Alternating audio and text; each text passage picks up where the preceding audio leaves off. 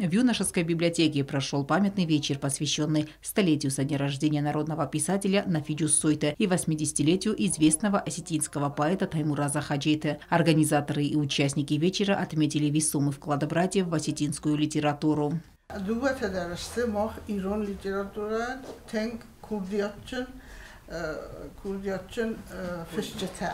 Ama fıtsalı dermen fende hizahın mehirin biblioteko felget از مخیصان اوچ خسنورن ما اوچ خسنورن تمای نافیان یه بیره ورسون استفادهستادن آنالیز سرازون فلا ممافت کسمه آل خمتک چینی کسگندریس یخی نافیمه یخی حاجت تایموراس. На мероприятии были приглашены кандидат филологических наук, государственный и политический деятель Кустат Зугаев и старший преподаватель ЮОГУ поэт Серго Плиев. Прежде всего, они выразили слова благодарности за организацию памятного вечера.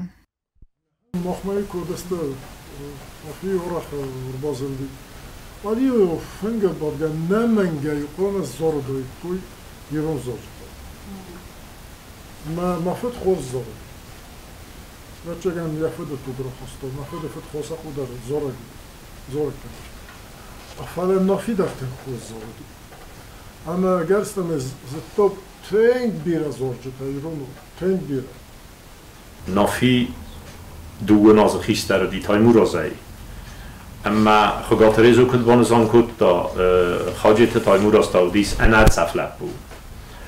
وقتی با قبض خسته دیس ماستر سپورتا از دردم میوچ نفس دیوی ویودن بام بخستا ارگو میوی نتزست کد تا مخر فرستد معنی برسته جنافی افتلپو ده اگر خرد نما خواو وید خیمه بنای بافسس ده فستت بین جوش سویته اما آدم افتن غلن سزدن مفتر گاییس تایموراز فقه گمیس یا دکومنت راخستا اما دکترگون باسدیس ما سا نافی راز رو برتا کدوم آدم هرن آبونه فستما ایشتی آفتاق دکنازرگه های منه جوسویت نافیو و тамию хафтазах ви джусойтанялу виу хачетай. Учащиеся 6-й Цхинвальской школы прочитали стихотворения поэтов. Федалт номасан ядзерток, ирум фада, ваду фарнай, афсорм данум, лагворс